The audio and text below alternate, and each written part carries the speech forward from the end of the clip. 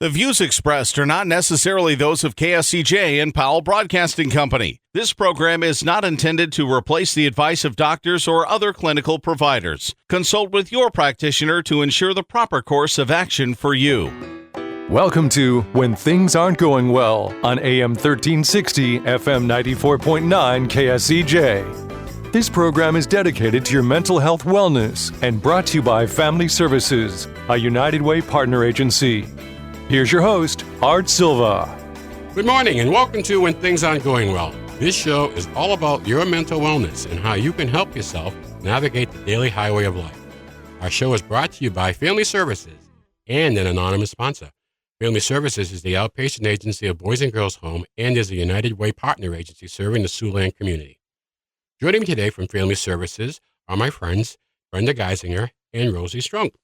And today we're going to talk about grandparents parenting. So with that, good morning, Rosie. Good morning, Brenda. Good morning. Good morning. Well, first of all, we've always started our shows, and I've been remiss in not talking a little more about our friends that are here today and what they do at Family Services. So Brenda, our Chief Operating Officer, will you want to describe a little bit of what you do at Family Services? Well, I wear multiple hats, but overall, I keep the operations going and just kind of help the team move forward down the field and oversee things in all the departments. And Rosie? Me, I'm one of the clinical therapists at Family Services. I am the oldest one there because I've been there 41 years. So I've got a lot of history underneath my belt. And experience. Well, we're glad that both of you are here with us today, and we thank you for sharing. And today's topic, we're going to talk about grandparents parenting. So with that, why don't we put a little scope on this, specifically, what are we addressing today? I think that throughout the years, there has been more grandparents stepping up and parenting their grandkids than maybe there's been years long ago. And I think I was looking up some statistics, and there's like about 3 million grandparents that are parenting, and there's like 13 million children that are being raised by their grandparents. Now, I don't know if that's figures right in the sense of right now, but that means that there's a lot of grandparents who are taking a role that's different than what they had anticipated. Brenda? Yeah, I think the world is changing. Sometimes parents are having to live with multi-generational kind of situations. So a grandparent may be filling in as daycare. They may be the sole parent for a grandchild. Things are changing than they were just 10 years ago. Things are different. Mm-hmm. Well, let me ask you this. How does this differ from back in the day when the extended family, you had a grandparent at home or whatever? What's different today about the traditional grandparenting? What's different today for tradition? Well, traditionally, grandparents, in my point of view, were not the primary caregivers.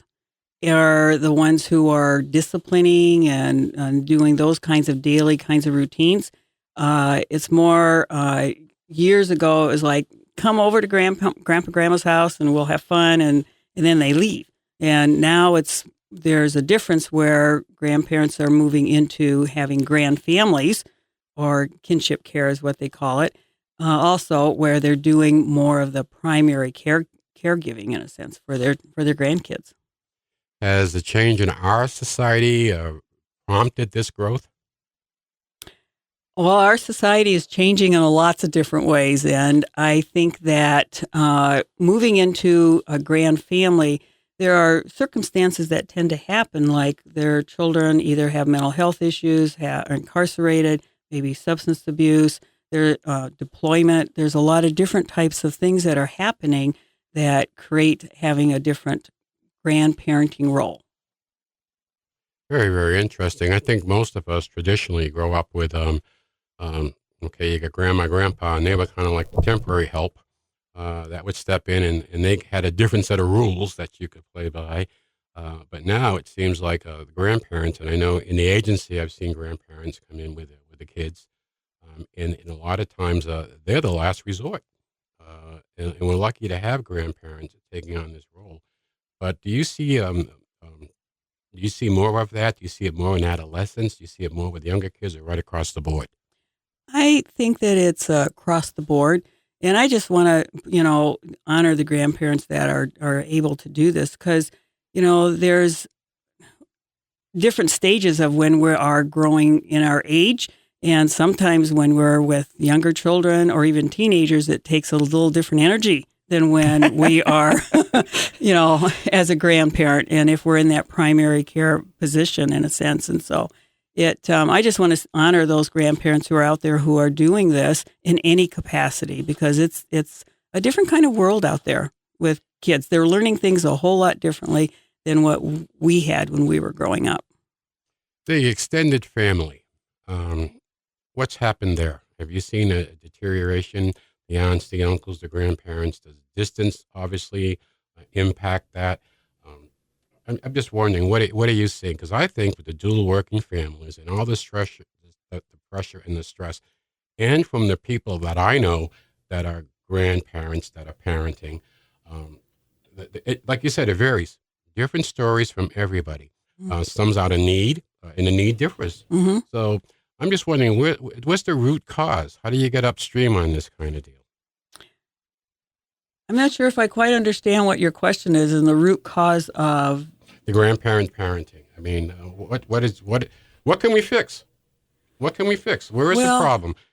I think there's a lot of things that come into that because if you have if their child is incarcerated, in the sense of fixing that, their son or daughter is incarcerated, so you're helping those children, deal with whatever those dynamics are when you have something like that or mental health issues or whatever. I think in the sense of fixing, it's like more helping out these grandparents in some form or fashion that gives them assistance as they're doing the grand families types of things. Because children have a lot of variety of circumstances, be it trauma or just mad because things have changed. There's a lot of dynamics about that. Now, how do we differ in terms of other cultures?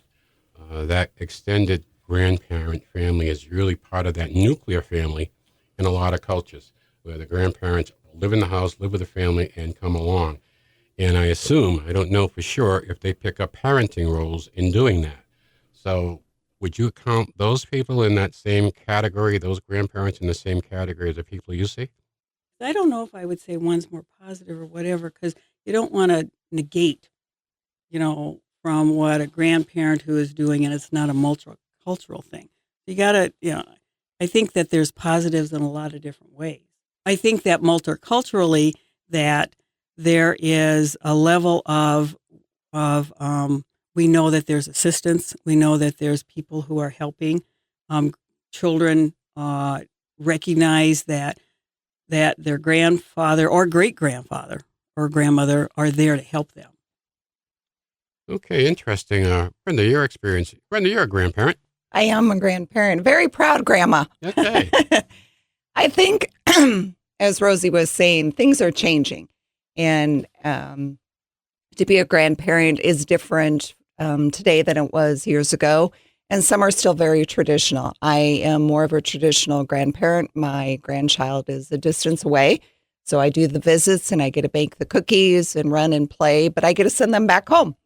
But the circumstance may change, and I would step up to the plate to be a parent any day. But I also know to be a parent today is very different than it was 10 years ago. Technology is different. You have to stay on top of things. Kids are exposed to things a lot quicker.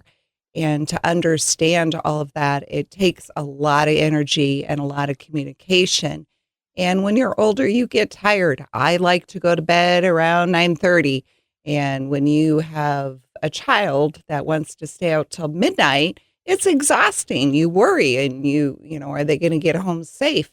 And even if you're more elderly in age, it gets exhausting. You don't necessarily get to take a nap at 4 p.m. If you have a 2-year-old that all of a sudden wants to watch Elmo on TV and you hear those kind of things. So I think things are changing and it's becoming more frequent that this is happening, and in some ways more acceptable. And everybody recognizes that our situations are different, but it's okay. And it's okay to ask for help. And if you are a grandparent parenting, you may have to reach out to daycares, and that may not be something you're experienced in looking for. And how do you find a daycare for a little one? And asking those questions and how to work through all of those new things that are different now. Well, that's great. This is a great spot to take a break and come back with this discussion. We're going to take a break right now. You're listening to When Things Aren't Going Well right here on 1360 KSCJ. I think I Is got this some off? time in there.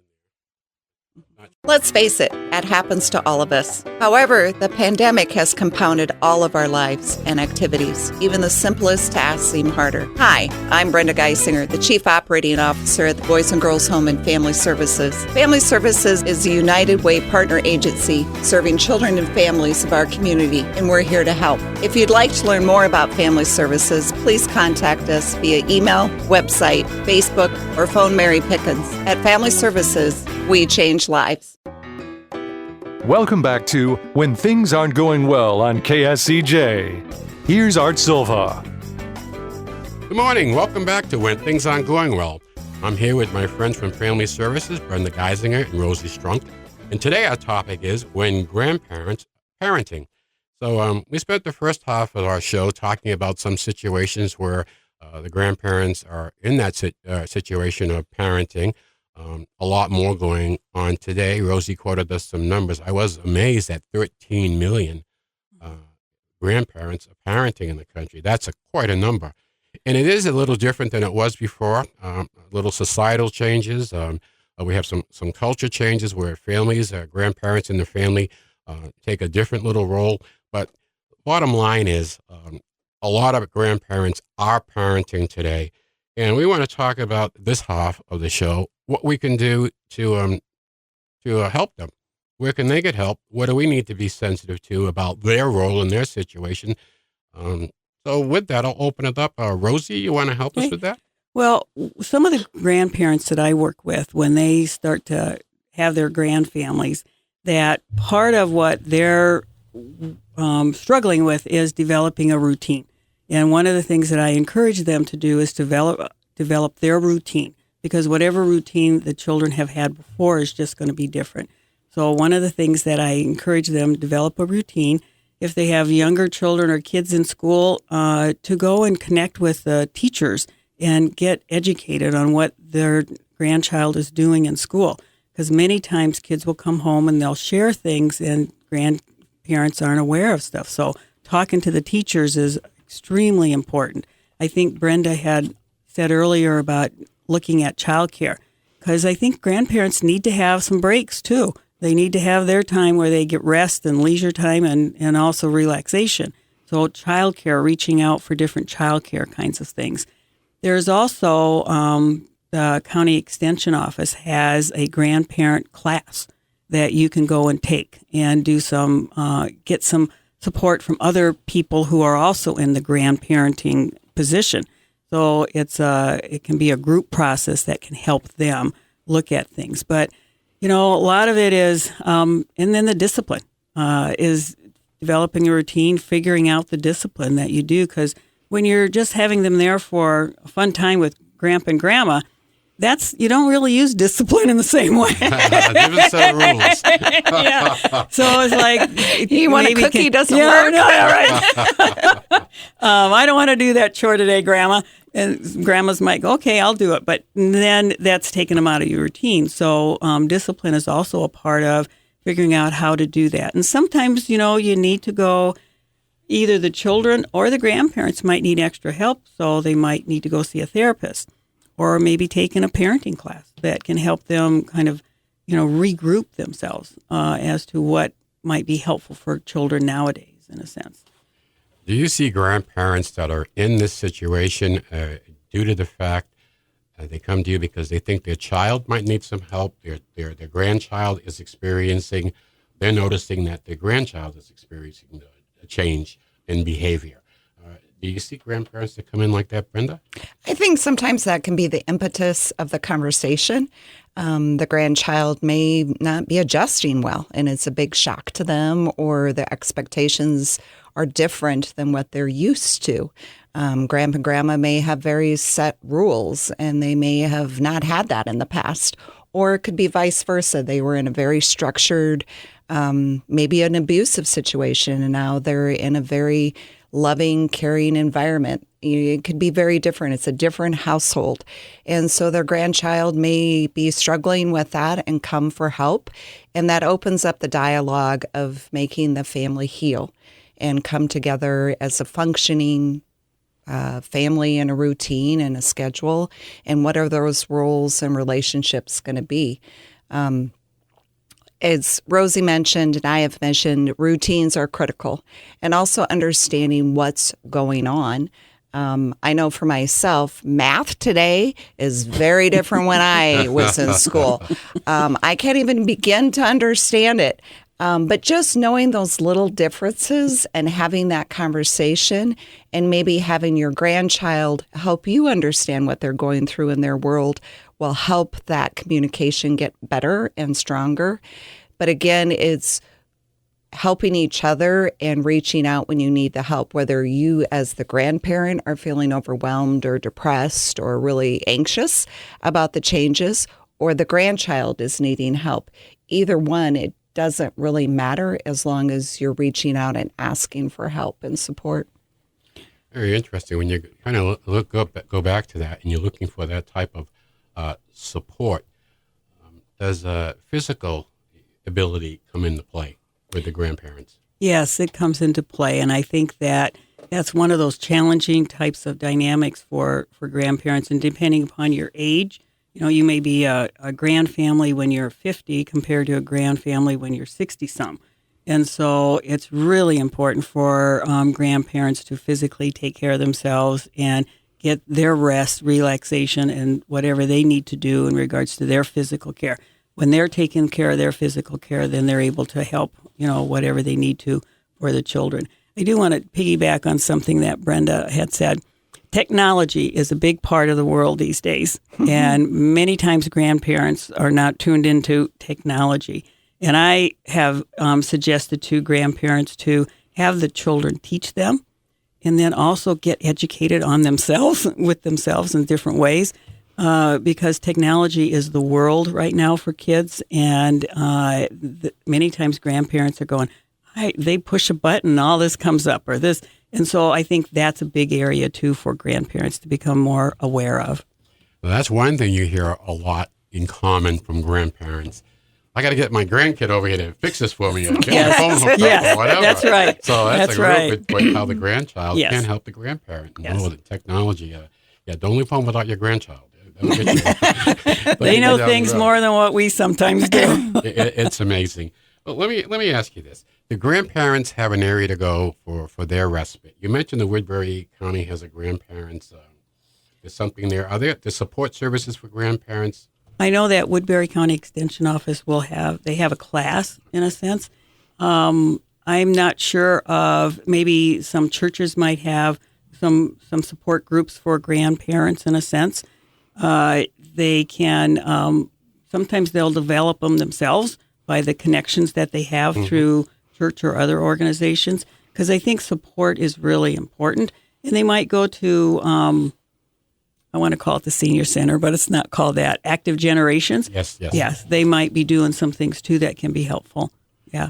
Very interesting. What kind of, on the educational side, what can grandparents learn from their kids? We talked about technology, but the kids' lifestyle today is changing, and I can assume that it's only absolutely contrary to the way grandparents probably raised their kids growing up. So, Brenda, you want to share any comments on that?